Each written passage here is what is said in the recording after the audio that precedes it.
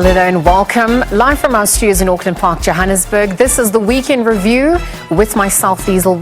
We're going to be taking a look at some of the big stories to come out of the week, perhaps what's been making headlines, and of course getting South Africans talking. Let's get straight into it. The family of murdered soccer star Senzo Miyua says it is shocked by the latest developments in the trial. South Africa also registered 4,954 new COVID-19 cases, and the latest reporting cycle now takes the positivity rate to 22.5%.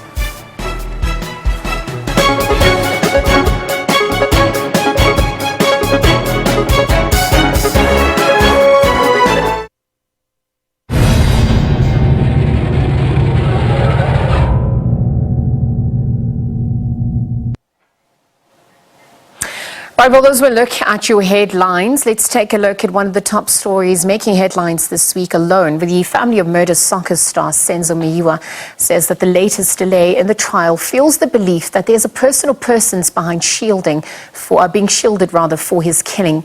In a dramatic turn of events, on Thursday, the defense lawyer representing four of the accused was arrested and handcuffed just moments after the case was postponed. Advocate Liezle, therefore, who appeared in court on Friday, was granted 10,000 rand bail for failing to appear in another court for alleged assault and trespassing. Well, these are charges not related to the Miyua matter. So speaking for the first time since the dramatic week in the High Court in Pretoria, the Miyua family says it is shocked. It says the latest developments have left them hurt and confused. There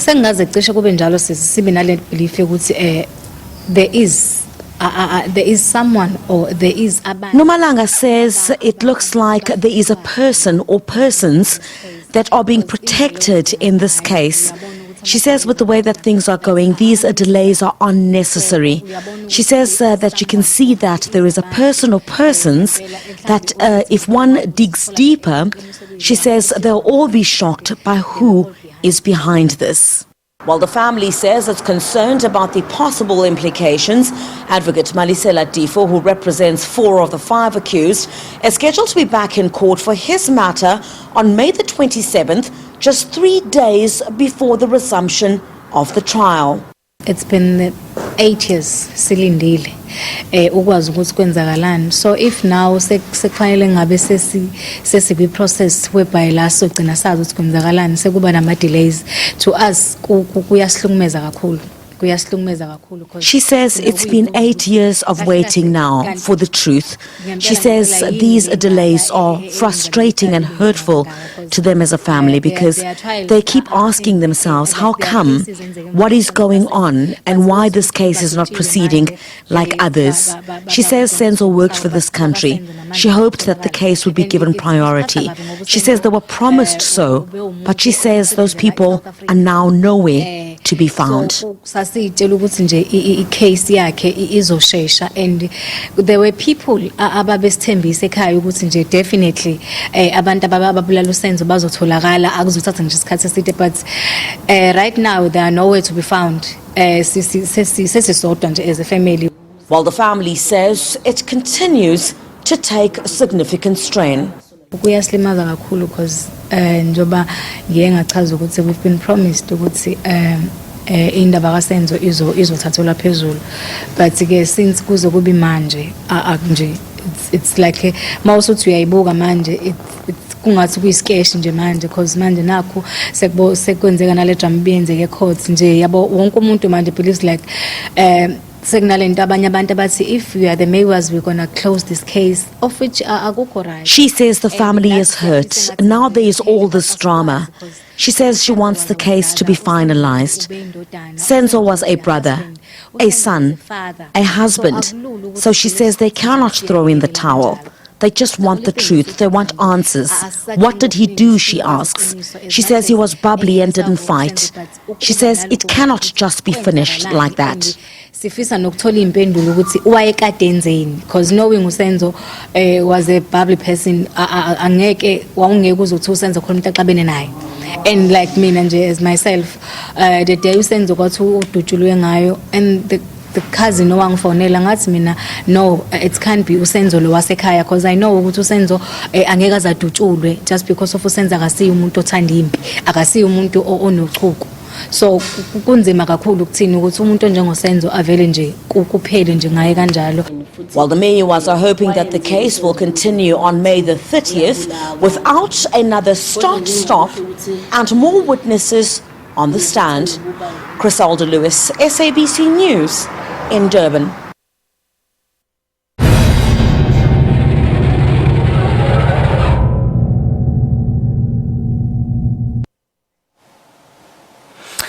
Well, in other news, the fourth installment of the state capture report was released yesterday. Its focus was on Eskom, the attempted capture of the National Treasury, as well as the Free State Asbestos Roof Eradication Project, amongst many other issues. Now, as with previous iterations, the report runs into more than 1,000 pages and is very detailed. Early reactions to the highlights of the report have already been shared. Of significance was the finding that key former Eskom executives should be pursued for prosecution for being part and parcel of the state capture campaign. The State Capture Commission's findings on Eskom were highly anticipated, given the billions of rand that were looted from the utility and the corruption that's alleged to have taken place there, which have resulted in the taxpayer having to nurse its out-of-proportion debt levels. Many have welcomed the Commission's recommendation that executives who were at the helm be brought to book. The essence of the Zondo Commission is in its recommendations, and what we hope to see is that these recommendations will be acted on, that where the Commission has recommended prosecution of certain officials, that the NPA and the Hawks will take action. Crucially, I think at Eskom, it's imperative that there is action taken against, for example, Machela Koko, Anoj Singh and Brian Molefe, who were found to be central to corruption there. In relation to the 255 million rand Free State Asbestos Roof Eradication Project, the Commission of Inquiry found that it brought zero value to the people it was supposed to support and assist, and recommended that funds lost to the project be recouped. Analysts say the political culture at that time allowed for unsavory sagas like this. All these kind of things at the end of the day affect ordinary citizens, and we all know the dangers of living in a house with asbestos. And it's even said when money has been set aside, and yet the leaders, the so-called leaders democratically elected, who have to advance the interest of the people, were nowhere to be found in action, or deliberately paid a blind eye to whatever is happening in the Free State. When all is said and done, calls are being made for better and more ethical leadership in both the public and private sectors. We need to make sure that the management, our executive, are ethical leaders in order to make South Africa a better place. That is what we need. Except for prosecutions, we also need, people that will handle a big SOE like Eskom in the best interest of South Africa, not themselves, not a party, not a group of private individuals or private companies. As with all the findings and recommendations in previous state capture reports, analysts say the test is now going to be in the implementation of prosecutions, as there's a very strong risk, and it's already happening, that many will ask what was the whole point of the over 1 billion rand state capture inquiry exercise anyway. Nompumelelo Siziba, SABC News, Johannesburg. Well, for more on part 4 of the state capture report, we are now joined by political analyst Professor Dirk Coutier. Prof, good afternoon. Thank you for joining us. Obviously, you've seen some early reactions coming through on part 4 of upon the release of part 4 of this report. And I wonder, just quickly to contextualize for those who are tuning in, what are some of the highlights of the capture report part 4? I mean, we've seen it covers issues around Eskom, the asbestos project, EOH, and the capture of the National Treasury. But how does this, lead to more questions about former President Jacob Zuma's legacy, both as the Deputy President and the President, as well as the alleged appointments? Well, President Zuma's presence is in most of these points that you have raised now, whether it is about Eskom or whether it's about especially the Treasury. That is the first part of this report. This fourth part deals specifically with the Treasury and the role that President Zuma specifically played in, for example, the way in which he appointed, first dismissed Nhlanhla Nene as Minister of Finance, then appointed Des van Rooyen as the Minister, and then after him Pravin Gordhan as the Minister. At the same with the Deputy Minister, Kobisi Jonas, the fact that he was, according to this report and the conclusion of this report, they accepted this version, that he was indeed approached by the Guptas in order to accept the position of Minister of Finance, plus in lots of millions in compensation or in reward for that.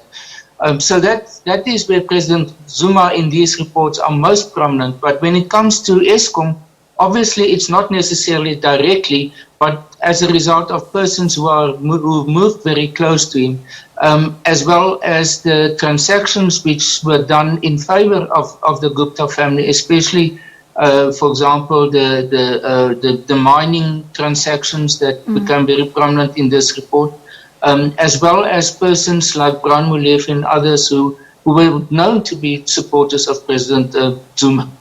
So in that sense, I think the recommendations, and then at the same time, something which was not so much directly linked to President Zuma, but was some of the private companies, like, for example, EOH Holdings, which implicated very much now the Deputy Minister of State Security, which and they recommended that he should, that ideally speaking, he should be removed from his position as Deputy Minister. So there's a thread through most of this in terms of complete abuses of the positions of these persons in positions of authority, and in some cases it is also linked then to President Zuma, as in a sense I would argue the figurehead of this whole network or this whole hierarchy developed in which state capture became possible.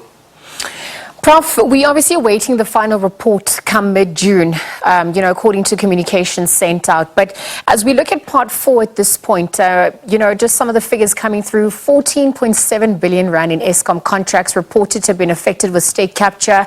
Prominent names such as Brian Molefe, Anoj Singh, Majalo Koko, are said to have benefited. And these also come recommended for prosecution.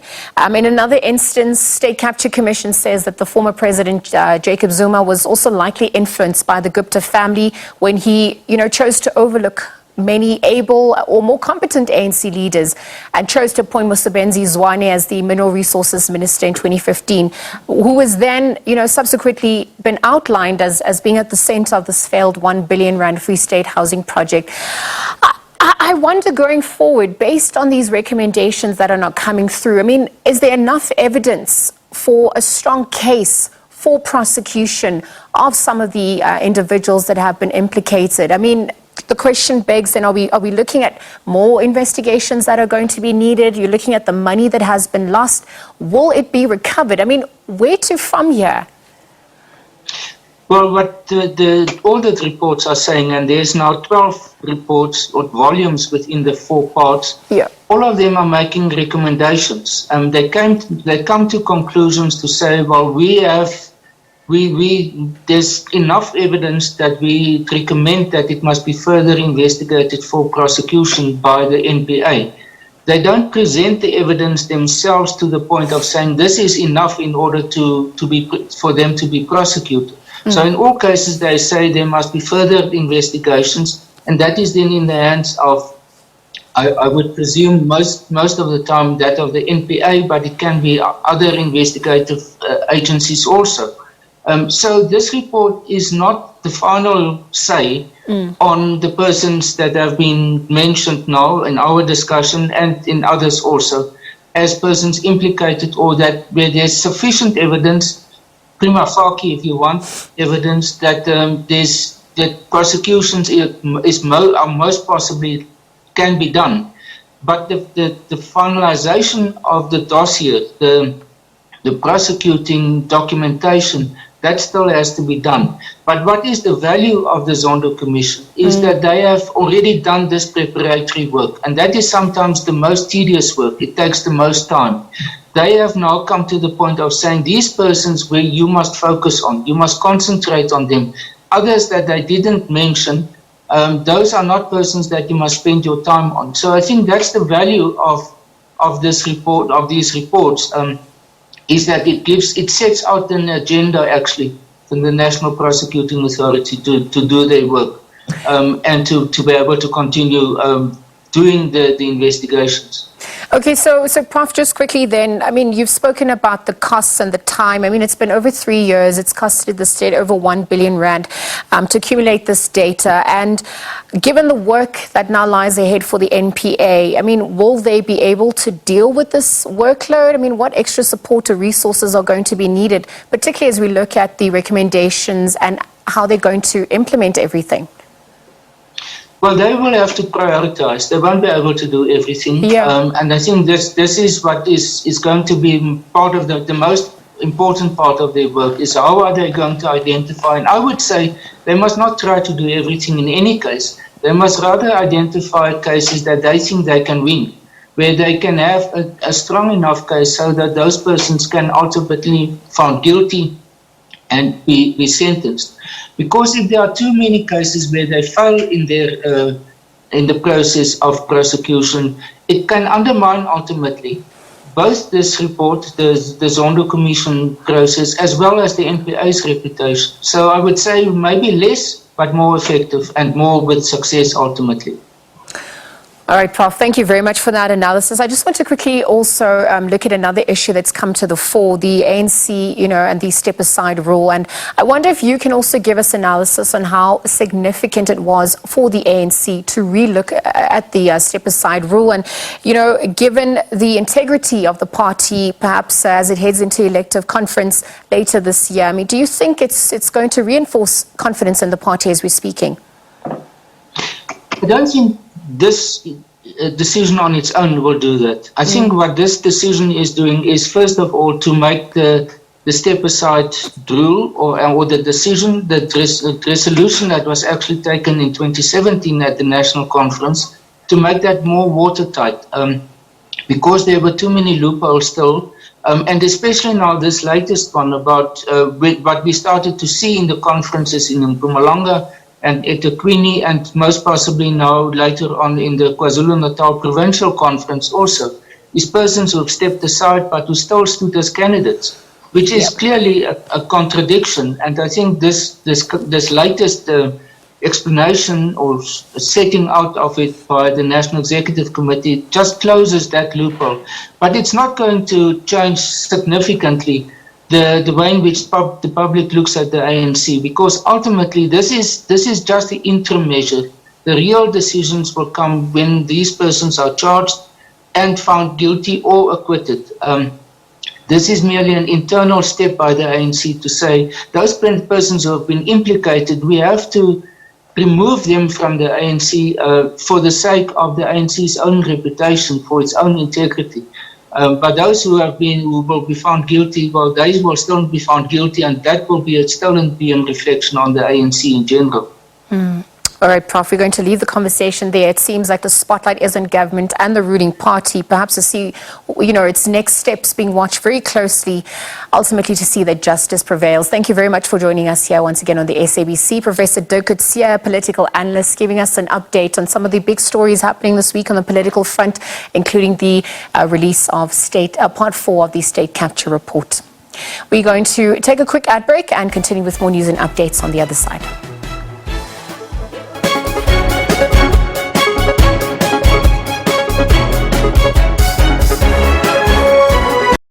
This is the Week in Review with myself, Liezle Wilson. Let's continue with more news, where South Africa has now registered 4,954 new COVID-19 cases, and this is the latest reporting cycle. It places the coronavirus positivity rate at 22.5%. Health authorities say that 2 more people have succumbed to COVID-19 related illnesses in the past 24 to 48 hours, bringing the total number of deaths in the country to 100,360. The department says that there are currently more than 38,797 active cases, and the health department also says more than 21,970 tests have been conducted within this last 24 hours. By joining us for more on the current status of COVID-19 in the country, we are joined by Dr. Coutier. She is a member of the Advisory Board Solidarity for Doctors Network. A very good afternoon to you, Dr. Coutier. Thanks for joining us here on the Weekend Review. Thank you so much, Liezle. It's a pleasure. Let's look at the numbers and the data that's emerging. Obviously, the COVID-19 cases are going up, and the question is, can we see that we are edging closer towards the fifth wave? I mean, what's your analysis on that front? Yeah, it's very interesting if you look at the trend the past week. I calculated it. It's more or less, if you divide and do the maths, around about 5,000 this past week, patients tested positive. However, I think that the percentage of 22% or 20% or 19% is the thing that is troubling and a lot of people, and wondering whether we are now in the fifth wave. I think it's better to look at the number, the daily number, and keep the positivity rate in the back of your mind, but rather focus on how many daily cases we have, keeping in mind that maybe half of the people is not vaccinated, don't go for tests for various reasons. The second thing is we need to look at our ICU admission rate. We haven't really seen a dramatic increase in those numbers with COVID-19 related diseases.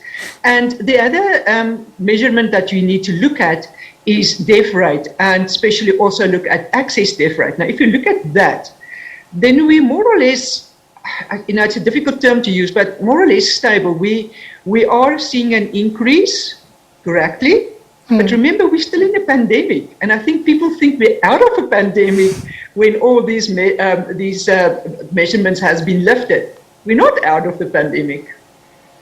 Well, I think a lot of behavior points to what you're speaking to. And so obviously, then we have to look at, with the increase of the number of infections and then the number of cases, I mean, are we likely to see a booster in terms of the vaccination rollout program?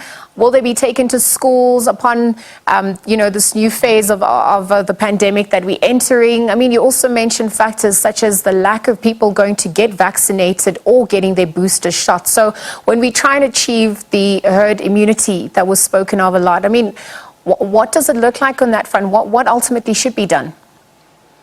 A very good question, Liezle.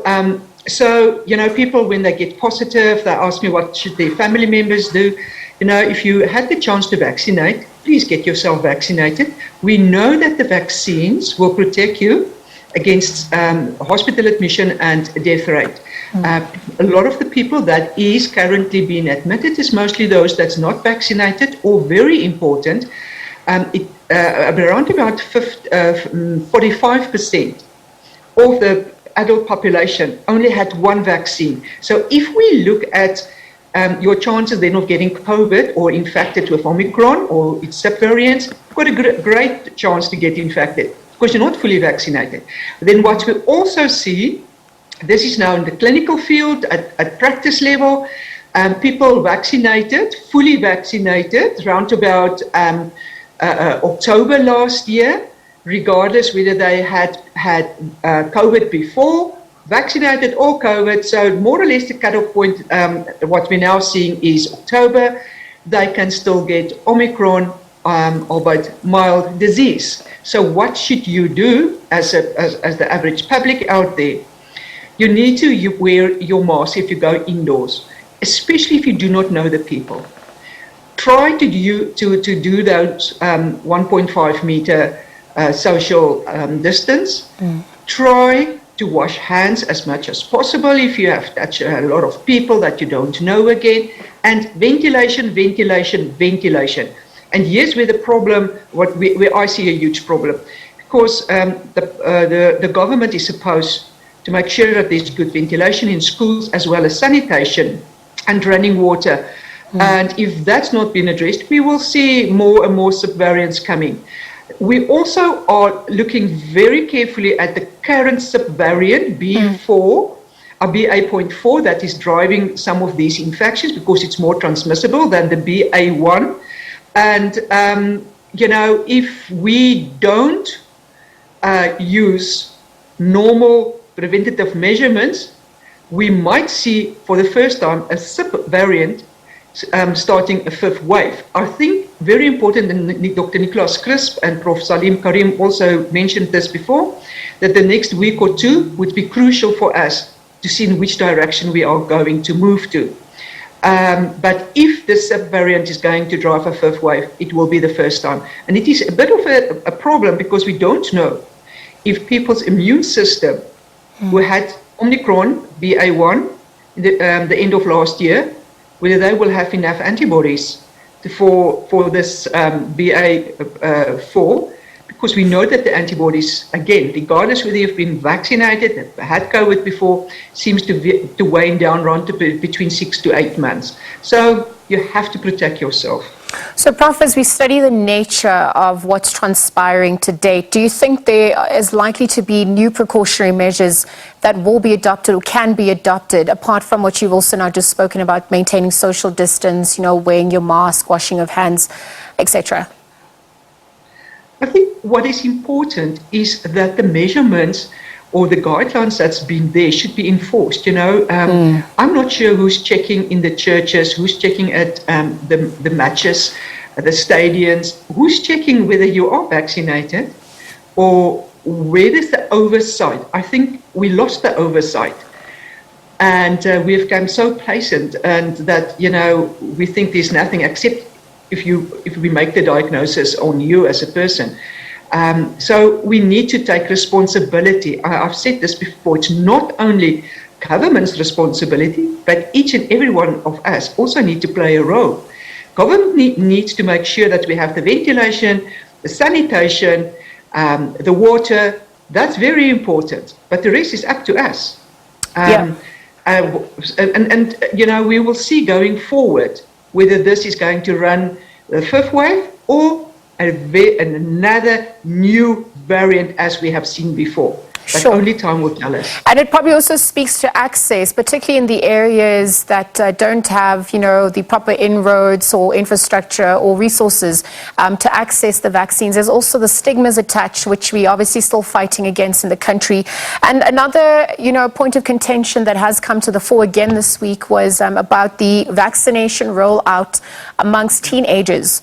I just wanted to know, what's transpiring on that end. I mean, I saw that there was an application by the ACDP to interdict the rollout of the COVID-19 vaccines for children between 12 and 17. And what data is emerging on that front in terms of the overall COVID-19 vaccination program? Well, I think if the NICD go and look at the data that we are sending them on a daily basis of the patients that's positive, it will be clear that most of the patients that we currently make the diagnosis on are 40 years and less and younger. So we do see a lot of this coming again from the schools, and I think it is important to get these children to vaccinate. Remember, they might not feel that they want to be vaccinated, but they are the ones that normally take the virus back home. And if you have elderly people or people with immune compromised diseases or a lot of comorbidities, they get infected because they also didn't believe in vaccination, they might be in trouble. We don't know what we're going to get going forward. And as we have seen now, what I clinically see at the practice with the BA4, and I think it's the BA4, we don't have the luxury of the genome testing, is the clinical picture. So I'm seeing much more sore throats, red throat, what we call pharyngitis. I'm seeing for the first time with COVID patients, ear infections. We call it otitis. I'm really seeing that. And then another thing that I'm picking up is cough. Where we have seen in the beginning with Omicron that, after 3 or 4 days, the cough subsides. I do have a few patients that keep on coughing. And some of them is known more than a week. So that might be, as I've said, a different change in the clinical picture going forward to stop a cough. Everyone who's been coughing for quite a few days knows it's not that simple. So rather be safe. What are we doing with the children? There's a lot of programs going out from the Department of Health side, trying to get these youngsters to get vaccinated. But as you correctly said, there's a lot of fake news out there, and there's a lot of people or not enough knowledge. And again, I think we keep on targeting a certain group of people. We need to target all communities. We're not targeting all communities. And our vaccine rollout or vaccination uptake is horrible. It's really not good, really. Well, we'll continue to assess the situation, but I want to thank you very much for joining us on the SABC, Dr. Anjali Coutier. She was just chatting to us about the latest emerging around the COVID-19 pandemic, the data emerging. Again, Dr. Anjali Coutier is a member of the Advisory Board Solidarity for Doctors Network, and we're going to leave the conversation there, take a quick ad break and continue with more news on the other side. You're watching The Week in Review.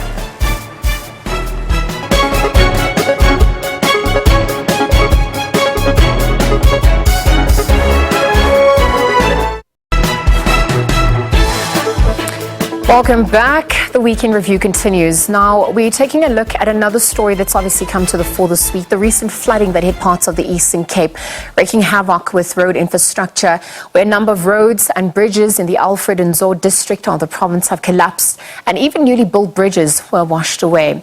More than 400 families are homeless, and in some areas, people cannot access nearby towns. But for an update on what is transpiring in the Eastern Cape province as an assessment of the damages and perhaps mop-up operations gets underway, we're joined by Corinne Conradi, Gift of the Givers Eastern Cape Coordinator. A very good afternoon to you, Corinne, and thank you for making time to be with us today. Good afternoon to you, and good afternoon to all the viewers. Corinne, obviously, we've seen mop-up operations getting underway in some of the parts of the country devastated by the floods. And just this week, according to the Premier, the areas that have been the hardest hit include Alfred and Zor, Joe, Qabi, the Chris Hani and or Tambo districts. And you're on the ground. And, I perhaps want you to talk to us about the damages that have been incurred in and around these areas. Okay, the heavy rainfall started on the 7th of April, and our team have been assisting in the Port St. John's municipality, Nyandeni municipality, and KSD municipality, where over 1,000 of families are homeless and now have to stay with relatives, neighbors, as at the time of the flooding, even community halls were flooded, and unfortunately the municipality could not use them. The immediate response from Gift of the Givers was, of course, hot meals, mattresses, blankets, and hygiene items, baby care packs, as parents didn't have formula or any nappies, as everything was washed away during the streams. So speaking about, the ways you've assisted in that regard, what are some of the other needs of the communities that have come to the fore? I'm obviously looking in relation to access to water, electricity supply due to damaged infrastructure. What are you observing on the ground? Okay, most of the damage is in the rural areas, and the damage is not just to houses, but also road infrastructure. It's also health infrastructure and damage to schools. And several clinics, several hospitals in the various rural areas are in need of rebuilding, repairs at the moment. So our team will be on the ground this week to visit the clinics and the hospitals as well. Okay, so speaking about contingency plans then, and even the relocation methods, you said some of the people affected have had to stay with neighbors or families whilst, the situation is assessed and plans are put in place. And I wonder if you could also speak to, which areas have the school damages, which areas have been affected with the hospitals and healthcare facilities. How is this also impacting the general day-to-day operations of these institutions, given that we are in a pandemic? Most of the damages is in the Nyandeni area. Okay. In Port St. John, our team roll out food care packs to 400 families. This week we're going to Port St. John's, where over 750 families have been affected. Several left homeless. And as we know, many of the rural areas are already lacking basic services. So with the current floods and the damages to healthcare facilities, these communities have just been put a step back with health care treatment. And the houses, people are staying in mud and stick houses. People just started to rebuild mud and stick houses as they say prefer a way of living. And our team will be looking at distributing building material to these families as well. Corinne, obviously schooling has been interrupted, and I wonder if you have any information about what's transpiring on that front, not only for the calendar resuming, but there's obviously materials that have been lost, learning time that, learners are missing out on. In the same breath, when we look at what government is doing, has the national government now stepped in to assist all those on the ground, to assist those on the ground? Our team are working very closely with the disaster management in the OR Tambo district and with the different municipalities that's also on the ground. The damages to the schools are basically just a few windows out, a roof leak here. It's not very severe damages to the schools, but some of the clinics and hospitals have been hard hit by the heavy downpours of rains. So the municipalities on the ground and Gift of the Givers is working hand in hand with the municipalities. Okay, great. And then just lastly, in terms of, government coming on board to assist as well, and the collaborations that are happening on the ground, there's obviously the issue of, who's going to be overseeing and handling the funding at large, just given the tendencies of some who do get funding to inappropriately administer it. I wonder how that trust is being instilled and reinforced during these difficult times. Well, as you know, Gift of the Givers is one of the largest disaster response team on the African continent, and most of our funding comes from local South Africans. As I mentioned to the various municipalities, that even after this disaster, our team will be ready and getting ready for the next disaster should it occur. So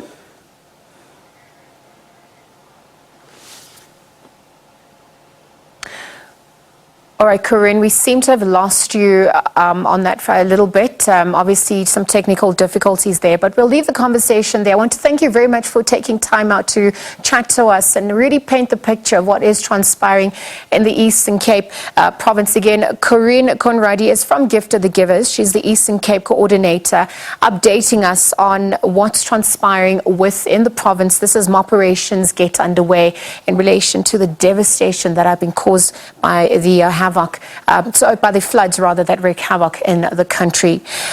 Still on that story, Auditor General Tsakani Maluleke has now announced that her office will conduct real-time audits of the relief funds which are available to flood-ravaged communities in KwaZulu-Natal and the Eastern Cape. Maluleke says that a multidisciplinary team of experts will ensure that any potential fraud, wastage and theft are identified and reported to accounting officers. Earlier, President Cyril Ramaphosa called for flood disaster relief funds to be properly accounted for.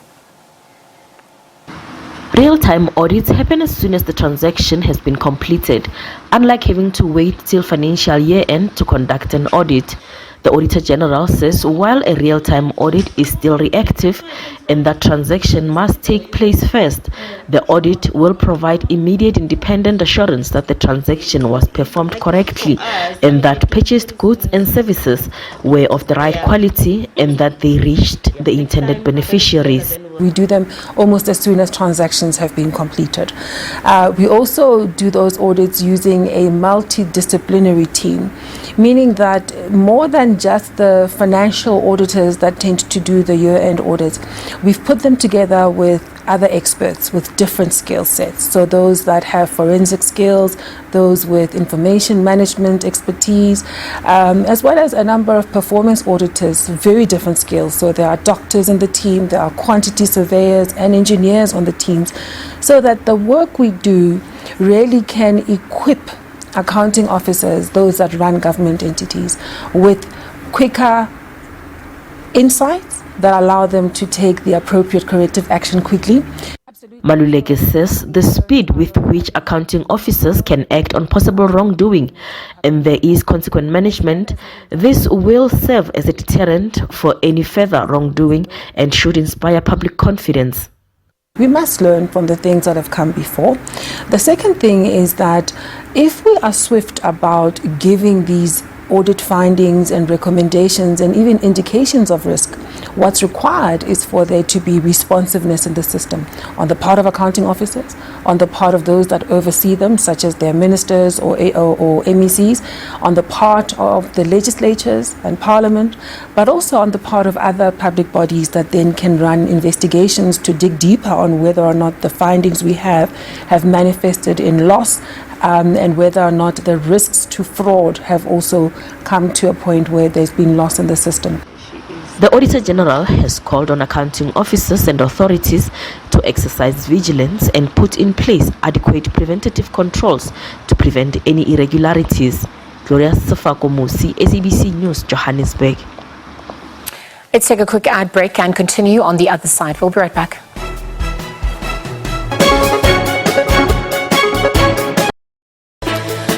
Right, we obviously coming back from the ad break to take a look at more news making headlines during the week. What is getting South Africans talking? On the weekend review, we've seen the devastation that the floods have caused in some parts of the country, from KwaZulu-Natal to the Eastern Cape. We're also going to take a look at how the Northwest Province has been affected. It's also the third province in the country to be hit by the floods, as we assess the damages, perhaps look at mop-up operations as services are set to be restored, and what the devastation has amounted to. We are going to be chatting to the MEC for Cooperative Governance, Human Settlements and Traditional Affairs, MEC Lena Micha, who is on the line to join us. A very good afternoon to you, MEC. Thank you for joining us.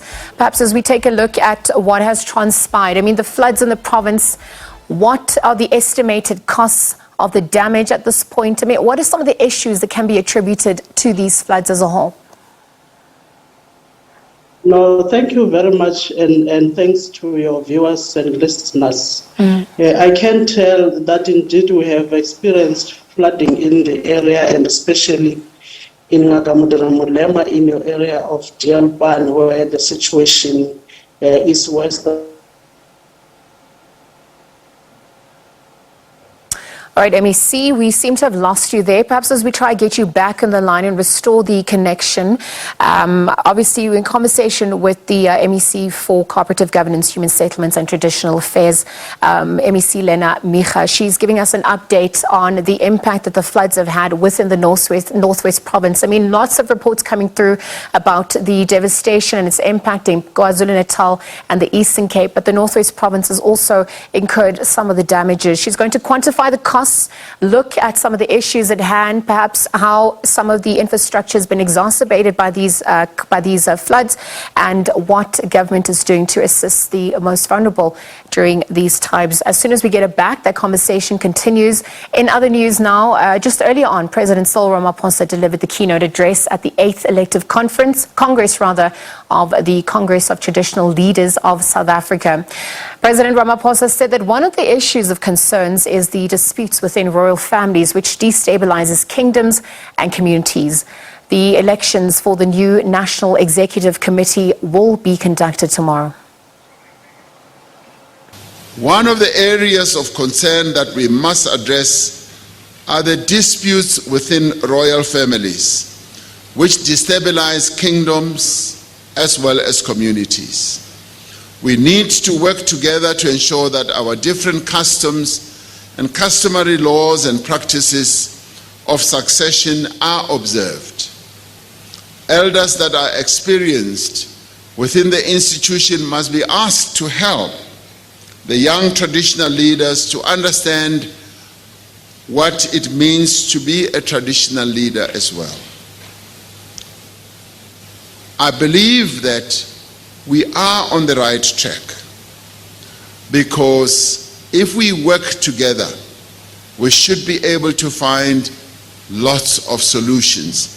I recall the words of the former president of Contralesa, Nkosi Patekile Holomisa, at the 1990 conference when he said, If all our chiefs and kings were to stand up and speak with one voice, telling their people that we are one nation even if we differ in language and culture, all our petty differences would come to an end.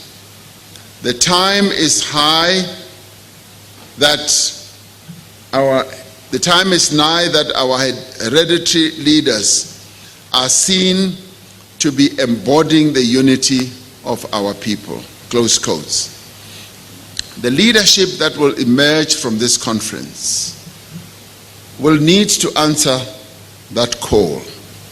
We extend our hand of comradeship as well as partnership to the new leadership and commit to work with them in the interests of improving the lives of our people.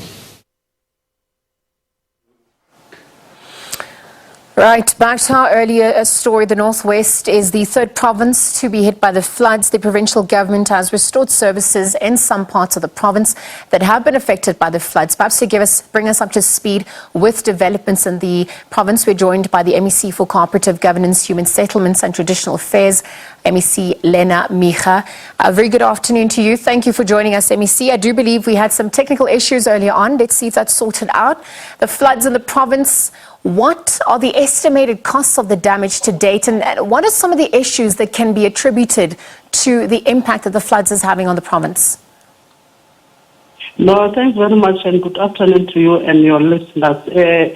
We must indicate and confirm that we've been experiencing floods, and mainly in the area of Dielban, which is situated in Nagamuteramolema, near Sanisof town, and in the municipality of Tswaing, local municipality. What we can confirm is that indeed we have been working very hard, and among the work that we have been doing is to get the estimate cost of the damage there. What we must indicate is that work is continuing in terms of that area of estimated cost, because we still have water that is full in the houses of different people, and once that water has subsided, we will then be able to get into the area and finalize in terms of the estimate. What I can indicate is that in terms of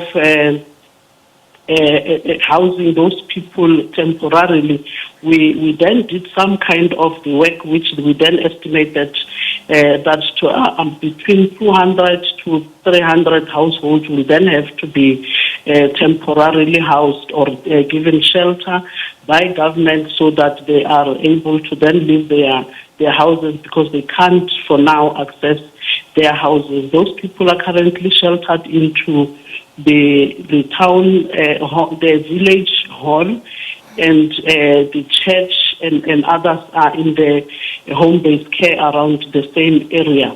Now, the Department of Human Settlement have up to now approved the emergency housing fund for us to be able to then build those people emergency shelter, which work currently is done in terms of identifying or checking whether the area that Coutier has identified for us to then build those houses is suitable for us to can build those temporary houses. And as soon as that work has been finalized, then those families will then be moved to those temporary shelters. Okay, so MEC, obviously time is of the essence as we're speaking to help those impacted and the most vulnerable.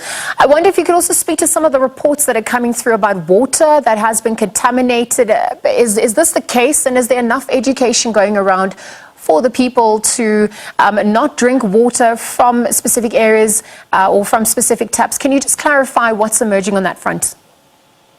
Of course, yes, water has been contaminated, and our deputy municipality, as the water authority, has provided many tanks around that area and is filling water, those tanks with water for our people then access that water. So part of the challenge that we have is that one of water being contaminated around the area. I must indicate it is one area that then has to force us to have our schools not opening, but we can confirm that as for grade 12, because all the departments that are affected are sitting in our disaster management team, and each department is doing its role in ensuring that people in Jailpan are being assisted in the situation that they are finding themselves in. MEC, just in the interest of time, I want to quickly wrap up by looking at the immediate needs. You've spoken about the housing and relocation of those affected, but what are some of the other needs that have come to the fore at this time for people, animals as well? And has there been any word from national government at large to assist the province? Of course, yes, I can confirm that national government has been part of us, assisting us. Your Red Cross is there, your SANDF has also landed there. They have been assisting our people where they're supposed to move people, to assist them to move from one area to the other, and also ensuring that they assist our people in accommodating their furniture.